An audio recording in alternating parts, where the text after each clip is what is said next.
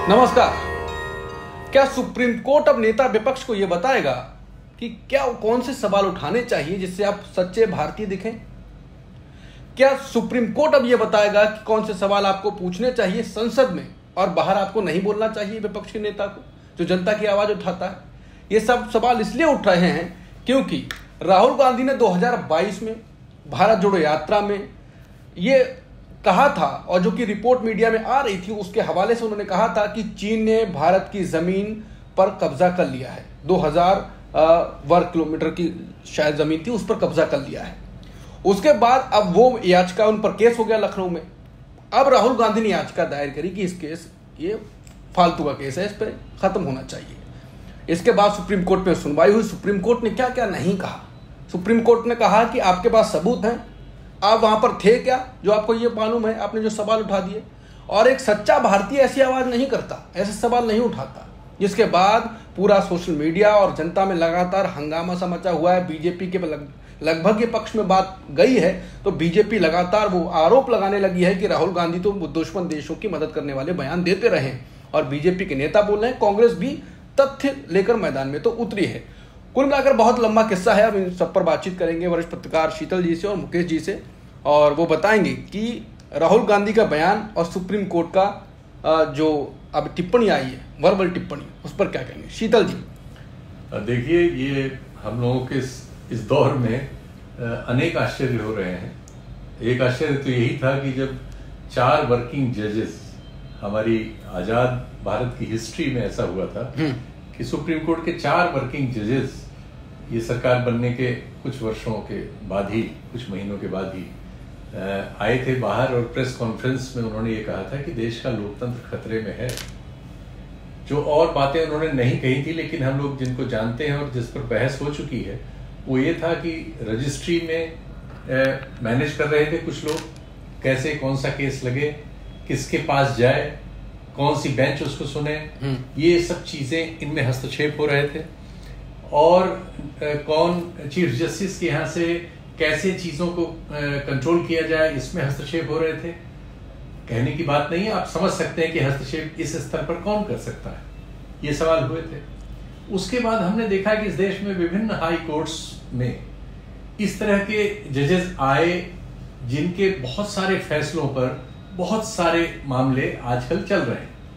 जैसे जस्टिस यादव का ही मामला है कि वो विश्व हिंदू परिषद की एक उसमें गए और उसमें उन्होंने जो कुछ कहा वो लगभग वैसा है जो कोई भी आरएसएस या बीजेपी का कार्यकर्ता अदरवाइज कहता रहता है।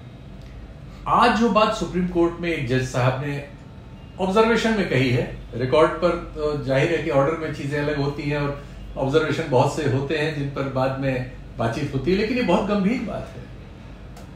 इसके पहले विपक्ष में हमारे देश में अटल बिहारी वाजपेयी जी रहे हैं, लाल कृष्ण आडवाणी जी रहे हैं।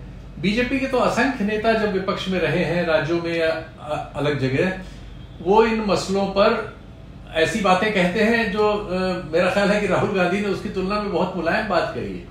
हमारे खुद प्रधानमंत्री जी अभी हाल में जब जम्मू कश्मीर गए थे तो उन्होंने कांग्रेस को लगभग ये कहा कि वो पाकिस्तान के सुर में सुर मिलाती है। क्या हमारे प्रधानमंत्री जी के पास इसको प्रूव करने का कोई तस्दीक थी? राजनीति में इस तरह के आरोप लगना ये एक राजनीतिक आप कह सकते हैं कि बोलचाल का एक तरीका है, और राजनीति में जो लोग पक्ष या विपक्ष में होते हैं उन लोगों का प्रतिनिधित्व करते हैं जो जनता है, देश की जनता जो है। जहां तक ये वाला सवाल है जो राहुल गांधी ने जो मुद्दा उठाया, बीजेपी के राज्यसभा सदस्य, पहले मंत्री रह चुके और अभी भी बीजेपी के वरिष्ठ नेता सुब्रमण्यम स्वामी ने 4000 किलोमीटर का आरोप लगा रखा है। एक बार नहीं, अनेक बार। और बीजेपी के ही अरुणाचल प्रदेश के एक सांसद ने संसद के भीतर भी और संसद के बाहर भी यह आरोप रिकॉर्ड पर लगा रखा है। हमारे ज्ञात इतिहास में आप कह सकते हैं कि सबसे एक जीवित व्यक्ति जिन पर एक फिल्म बनी और सुपरहिट हुई, और वो जो लद्दाख के हैं सोनम वांगचुक, उन्होंने ये आरोप लगा रखा है। राहुल गांधी खुद लद्दाख गए थे, वहां जब अभी चुनाव हालिया हुए थे जिसमें बीजेपी के लोग हार गए थे, उस समय अनेक लोगों ने कहा है, तमाम चरवाहों के बयान वीडियो रिकॉर्ड पर है क्या एक लीडर अपोजिशन के लिए इतनी सूचनाएं पर्याप्त नहीं है कि वो इस पर अपना एक बयान दे सके? मतलब ये क्या कह रहे हैं भाई आप? मेरी समझ में नहीं आता कि आप किसी एक तानाशाह देश के सुप्रीम कोर्ट हैं, आप सरमन जारी कर रहे हैं। ऐसा भाई न करिए। लोगों का विश्वास वैसे ही संस्थाओं से बहुत बुरी तरह बहुत जल्दी टूट रहा है, और अगर हमारे सर्वोच्च न्यायालय से ऐसे स्वर आएंगे जो एक किस्म की आप कह सकते हैं कि रेजिमेंटेशन की बात करेंगे, और राष्ट्रीय हित और ये जो प्रश्न है राष्ट्रीय सुरक्षा का, ये बहुत संवेदनशील है। दुनिया भर इस पर, लोकतांत्रिक दुनिया जो है वहां इन पर किसी पर बात करने का कोई प्रतिबंध नहीं होता, बल्कि वहां तो हर चीज का चित्रान्वेषण होता है। हमारे जैसे छोटे देशों में, छोटे मतलब लोकतांत्रिक उम्र के लिहाज से छोटे देशों में इन सब चीजों पर रिजर्वेशंस हैं, और ये कहा जाता है कि साहब हमारी संस्कृति नहीं रही, ये नहीं रहा, वो नहीं रहा। और इनको सुप्रीम कोर्ट जैसी संस्थाओं से उम्मीद की जाती है कि वो आधुनिक ज्ञान, विज्ञान और लोकतंत्र की परिभाषा की रोशनी में इनकी व्याख्या करेंगे। लोगों के आजादी की जो रक्षा है वो करने की उम्मीद सुप्रीम कोर्ट से की जाती है। अगर वो लीडर ऑफ अपोजिशन की आजादी भी छीनने की बात करेगा तो बहुत तकलीफदेह स्थिति है। ऐसे ही समय में अभी एक हाईकोर्ट का फैसला आया है, कमाल फैसले आ रहे हैं, उत्तराखंड हाईकोर्ट का है, जिसमें एक अपनी बीवी की हत्या करने वाले एक व्यक्ति को 5 साल की सजा हुई और जुर्माना हुआ। वो मामला वो हाईकोर्ट तक गया। हाईकोर्ट ने उसकी सजा इस आधार पर स्टे कर दी कि साहब इस व्यक्ति की राष्ट्र को बड़ी जरूरत है, तो साइंटिस्ट है, इसकी रिसर्च की बड़ी जरूरत है। अगर इस तरह से हम राष्ट्र हित परिभाषित करने लगेंगे कोर्ट्स में, तो निश्चित तौर पर हमारी जो सीआरपीसी है, आईपीसी है, इन सब की उपयोगिता ही नष्ट हो जाएगी, क्योंकि अब राष्ट्रहित के नाम पे किसी भी चीज को सही और गलत ठहरा देंगे। तो एक अजीब स्थिति है मुकेश जी। आपने तो इस पर खैर कार्यक्रम किया, मेरा भी मन था कि मैं कुछ बोलूं, तो मैं भी बोल दे रहा हूं। नहीं, आपसे सुना जाए, क्या आपकी क्या प्रतिक्रिया? नहीं, बिल्कुल आप सही कह रहे हैं, और मतलब ये तो एक तरह से हम लोगों के लिए शॉकिंग है। और वो डायलॉग कि आप वहां पर गए थे क्या? बिल्कुल एक तरह से शौक है हमारे लिए कि सुप्रीम कोर्ट, जिसका दायित्व है कि वो नागरिक अधिकारों की रक्षा करे, हमारे संवैधानिक अधिकारों की रक्षा करे, और संविधान का ये हिस्सा है कि अभिव्यक्ति की स्वतंत्रता हमारा मूल अधिकार है, फंडामेंटल राइट्स है। वहाँ पर अगर सुप्रीम कोर्ट की तरफ से ये बात आती है तो हमें एक डर लगने लगता है कि आने वाले समय में क्या होने जा रहा है। यानी अभी तक जो देश की दूसरी संवैधानिक संस्था थी वो सत्तारूढ़ दल के साथ जुगलबंदी कर रही थी। चुनाव आयोग जो सत्तारूढ़ दल बोलता है उसी के साथ सुर में सुर मिलाता है। अगर सुप्रीम कोर्ट के जजेस से भी ये ध्वनि आने लगती है तो क्या ये कंप्लीट टेक ओवर जैसी स्थिति बन रही है? नहीं, तो आश्चर्य ये भी है कि सुप्रीम कोर्ट ये कह रहा है कि वो वहां गए थे कि नहीं। ये बाय द वे ऐसा है कि वो लद्दाख गए भी थे, लेकिन अगर वो नहीं भी गए, ये देश बहुत बड़ा है, लोग सब जगह नहीं जा सकते। लीडर ऑफ अपोजिशन इस देश में 30 करोड़ मतदाताओं का प्रतिनिधित्व कर रहा है सुप्रीम कोर्ट के न्यायाधीश महोदय। 30 करोड़। जो लीडर ऑफ हाउस है वो 24 ही करोड़ का कर रहा है। उनसे ज्यादा मत उनके खिलाफ पड़े हैं। और लीडर ऑफ अपोजिशन की जिम्मेदारी, वो ठीक है सरकार नहीं है, लेकिन उनकी जिम्मेदारी इतने लोगों को प्रतिनिधित्व देने की है। और ये बात पूरे देश में है, आज से नहीं वर्षों से चर्चा में है। गलवान घाटी का मामला आज का नहीं है, कब तो कई साल पुराना हो गया। शीतल जी, ये जो सुप्रीम कोर्ट के जज महोदय कह रहे हैं कि क्या राहुल गांधी के पास सबूत हैं, क्या सुप्रीम कोर्ट के जज महोदय के पास सबूत हैं कि चीन ने 2000 वर्ग किलोमीटर पर कब्जा नहीं किया है? आज तक सरकार ने ये स्पष्ट नहीं किया है कि गलवान घाटी में हुआ क्या, कितनी जमीन पर चीनियों ने कब्जा किया है, इसके बारे में कोई सफाई नहीं आई। प्रधानमंत्री के मुंह से चीन का नाम नहीं निकलता है। अरे भाई, अगर राहुल गांधी ने उस समय ये बात की थी तो बेहतर होता कि हमारे प्रधानमंत्री विपक्ष के जो बड़े नेता हैं उनको बुलाते, अगर वो पब्लिकली नहीं कहना चाहते हैं तो बुलाते और उनको बता देते कि भाई ये स्थिति है और ये राष्ट्रीय सुरक्षा का प्रश्न है, इसलिए हम इस पर नहीं बोल रहे हैं कि क्या हुआ। एक और बड़ी गंभीर और खराब बात उन्होंने कही है, खराब मैं कहने की हिम्मत कर रहा हूं लेकिन वो खराब है, कि आप सिर्फ संसद में ये सब बातें कर सकते हैं।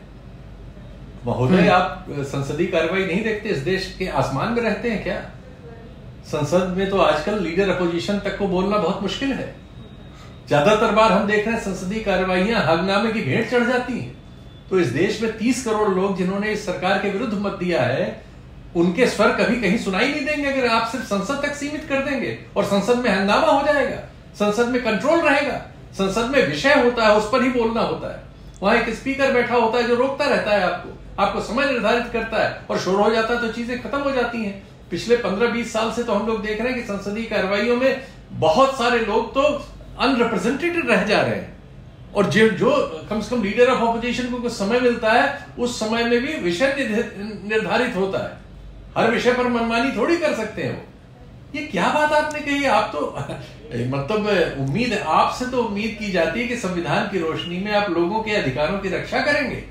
आप तो लोगों के अधिकारों को कुंद करने की बात कर रहे हैं महोदय।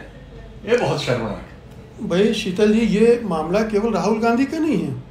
इस देश के अगर 10-15 करोड़ लोग ये बात कह रहे हैं तो उनका क्या करेंगे? आप उनको देशभक्ति से खारिज कर देंगे? नहीं, लीडर अपोजिशन अगर उनको रिप्रेजेंटेशन नहीं देगा तो कौन देगा फिर? नहीं, मैं यही कह रहा हूं कि राहुल गांधी को तो आपने कह दिया, लेकिन इतने मीडिया कर्मियों ने ये बात लिखी है, रिकॉर्ड में है, बोली है, वीडियोस में बोली है, और कितने दलों के नेताओं ने ये बात कही होगी।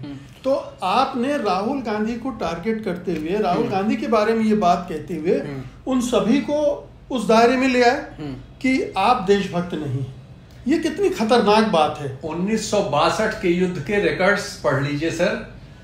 संसद के भीतर और संसद के बाहर नेहरू जी को, कांग्रेस को और उस हार के बारे में क्या नहीं कहा गया। लेकिन यही लोकतंत्र है। इसकी कोई शिकायत नेहरू जी ने नहीं की, इसकी कोई शिकायत उस समय के किसी कोर्ट ने नहीं की। ये मामला कहीं कोर्ट में गया ही नहीं, ऐसे मामले कोर्ट में जाते ही नहीं थे।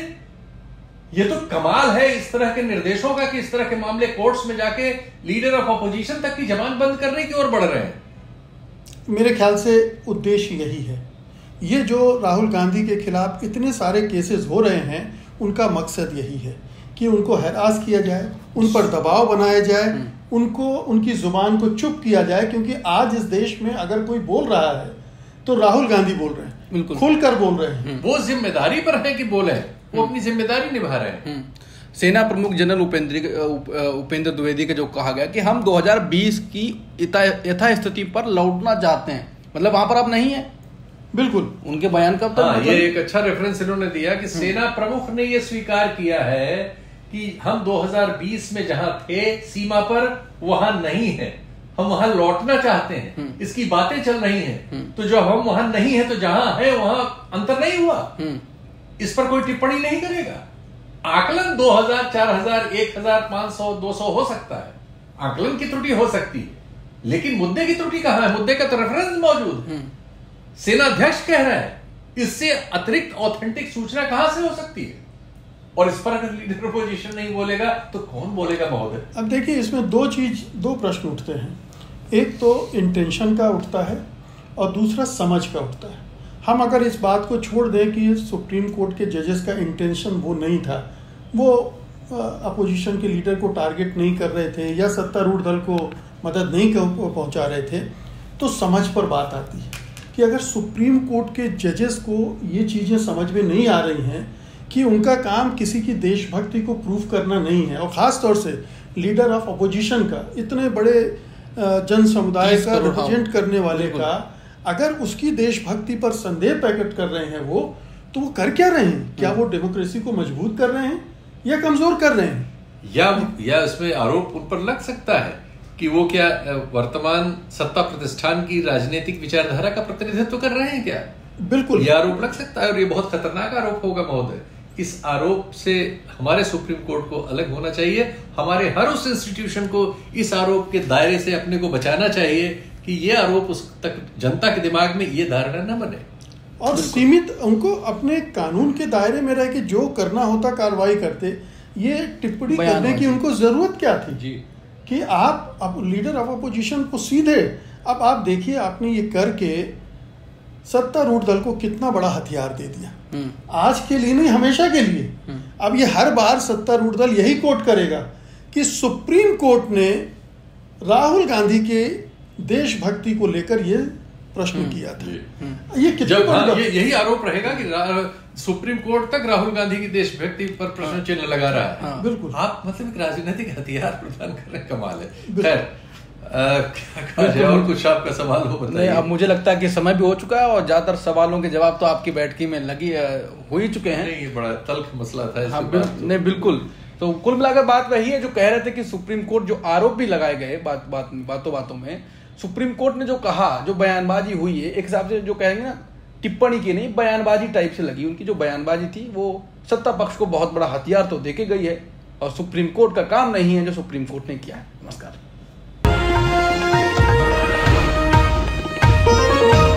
Copyright disclaimer under Section 107 of the Copyright Act 1976. Allowance is made for fair use for purposes such as criticism, comment, news reporting, scholarship, and research. Fair use is a use permitted by copyright statute that might otherwise be infringing.